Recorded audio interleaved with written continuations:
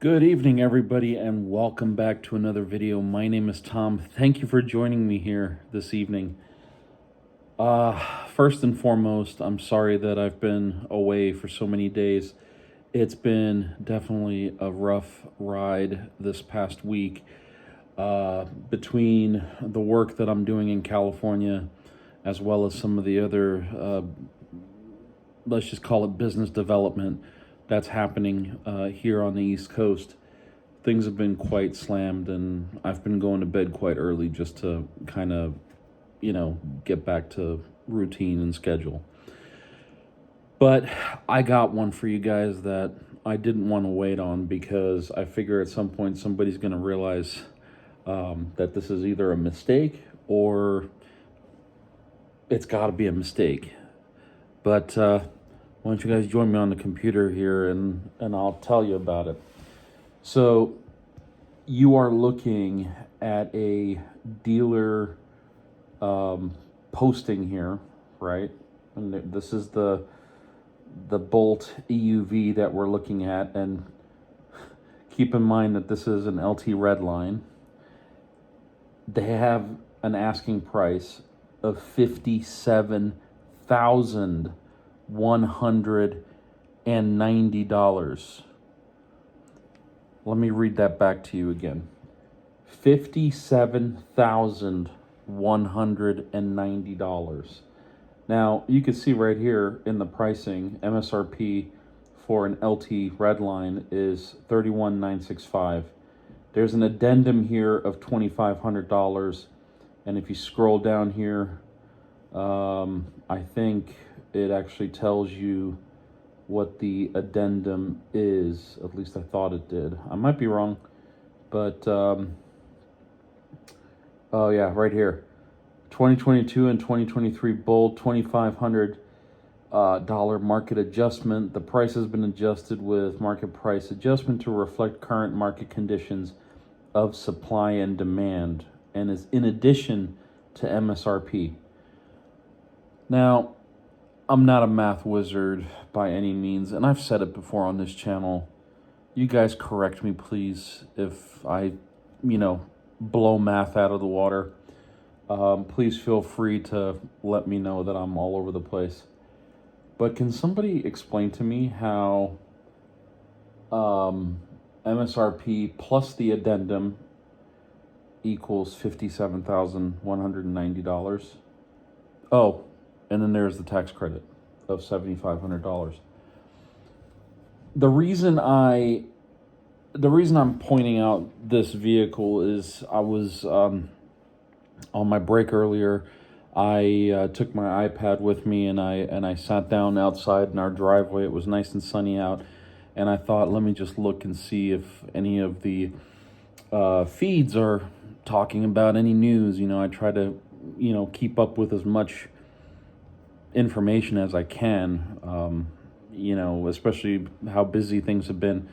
I tried to get back to it, and grabbed the iPad and went outside, and I came across an article that said, it literally, and I'm not going to quote it because I can't find it anymore, so I don't know if it was taken down or whatever.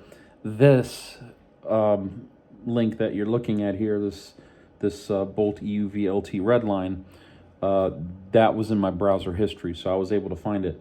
But there was an article that talked about how dealerships think that their Bolt EUVs are worth a fortune over what their MSRP is. So I just find it hard to swallow that somebody thinks that this LT, mind you, LT. And let's go back in here and let's look at the window sticker. I just find it super hard to believe that somebody would list this for $57,190. Here's the window sticker. So this is all the standard equipment, right? Let's look at the options. So standard vehicle price, $27,200, right? That's for the LT. And let's look at the options. So convenience packages in here, right? We got the leather seating, the ventilated seats, front and passenger, Inside rear view mirror, auto dimming. There better be an inside rear view mirror. And why is that an option? Unless they're talking about that little LCD screen that's inside the mirror, which may or may not be what that is talking about. You got some armrests. You got an armrest in the rear center. Those aren't options, guys. Those are standard. Matte pocket, pat seat back. I assume that's talking about the little pocket that's in the passenger seat in the back. As far as I know, that's standard too. It'd be silly if that was an option. I don't know. I might be wrong. You guys let me know. If you guys have an LT EUV 2023 or 2022, let me know. Let me know if these are options, really. I mean, I find it hard to believe that this window sticker is listing armrests as an option. Anyway, let's move on. So we got the comfort package, right, which has the heated automatic steering wheel. This is the 8-way seat adjustment for the driver. We got heated seats in the front. So leather wrap steering wheel. Black interior with red stitch, red accents, red and black rear badge. Okay, those are part of the Redline package, right? Then you got the alerts, the traffic alerts on the back, and lane change alerts, and blind side, the side blind zone alert. Then you have the cargo convenience package, all-weather cargo mat, cargo net. So total options, $37.70. Okay, now you see me slowing down because I want to be sure that I'm not making stuff up for the YouTubers. Let's see. So total options, $37.70. Total vehicle and options, $30,970. $995 for destination. That's $31,965 for everything that's listed on the sticker. These guys are asking $57,000 for an LT. I mean, it's a Redline, but it's an LT. I just don't get it. Like,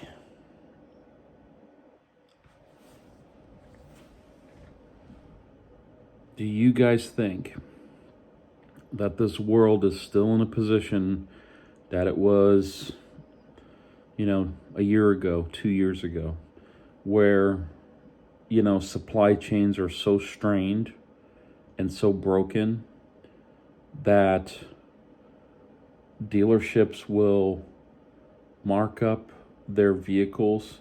So, and I need context here because you guys are seeing this with me. I came across this today. This isn't something that, I'm making up, but I feel like I'm dreaming because my 2023 Premiere, with every option that you can get, Super Cruise, the Sight and Sound package, obviously the convenience packages and all the stuff that was in here as well is in my vehicle as well.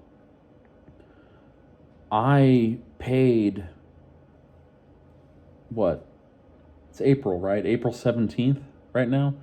So in February 13th, I picked up my Premiere. Let's just go with that. I'm pretty sure that's close enough. I paid $44,000. I paid $44,000 for a fully loaded Premiere. These guys are asking for $57,000 for an LT. Oh, man. Is that really the state of the world that we're in? I'm standing beside myself. I don't really know what to say, what to think. The fact that MSRP states that it's $31,965, and they're adding, the $2,500 for the supply. What was it again? Let me look down here. The price has been adjusted with a market price adjustment to reflect current market conditions of supply and demand, and is in addition to MSRP. That's the $2,500. So why are they jacking up the price to $57,190? If it was a Premier, I'd say, okay, whatever, add $10K to it. But that's not even $10K. That's $13K on top of what my fully loaded Premier is. If you have your orders in, be thankful. If you were thinking about getting an EUV, I would wait until whatever this is stops, because that's rude. Yeah. Looking at the window sticker again, it has all the there's nothing that stands out on this window sticker. It is a 2023 Bolt EUV LT. Here it is, total vehicle price $31,965 on the window sticker, but yet the ad says $57,190. Let me know what you think.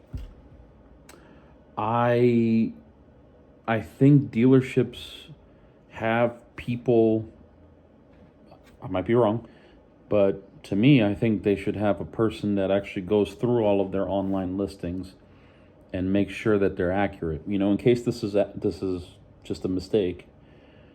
But I don't know what to say. This was in one of the EV forums today. Like I said, I don't remember which one it was. I can't find it anymore. So if I do find it, if I come across it later on tonight or tomorrow, whatever, I'll put it down at the top of the description. But this is concerning, The state of the world is really concerning me. I was thinking the other day how, my son Eddie is about to turn 10. He'll be 10 in July this year, and I'm actually super thrilled. I remember when I turned 10, and I was so happy as a kid to have now 2 digits to my age. And I don't know if he gets that perception or not. We're fundamentally different, Eddie and I. But the point I'm trying to make is that he's going to be 10, right? In 8 years, he's going to be standing in a voting booth. He's going to be making decisions for himself that'll affect the rest of the country in some, way or another. What are we doing as a society, as a people? What are we doing to make things better for our kids, for when they, go through high school, get their driver's license, become an adult? What are we doing to fix the potential destruction of the way we knew life to be when we were, 18 years old? What are we doing to fix that? Because at some point we can't use COVID as an excuse anymore. I understand that COVID's a thing. I understand that COVID has come and went. It put a lot of strain and pressure and pain on society as a whole. But what are we doing? What can we do to make sure that our kids actually have a future? There's conversations about manufacturing and factories and in general coming back to the United States. Let's think about that for a second. Why was it that factories were moved overseas? Well, Most of it has to do with the fundamental business decision of the US dollar. The US dollar goes places in other countries. Here at home, it doesn't really go anywhere, right? You can't buy much for $1 anymore. But what can you buy for $1 in Mexico? A lot. You can buy breakfast for 3 people. You can buy a lot of things. We were in Mexico, 2 weeks ago, and I noticed, things that would normally cost $30, $40 here were only about $2 or $3 there, equivalent. How is this going to traverse time? How is this going to affect the way that our kids, get to be in the big chair making the decisions? I think it's going to be a nightmare for them. I think inflation has gotten out of control.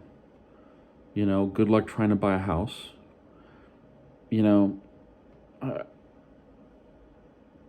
I don't know. I'm worried. Let's just put it like that.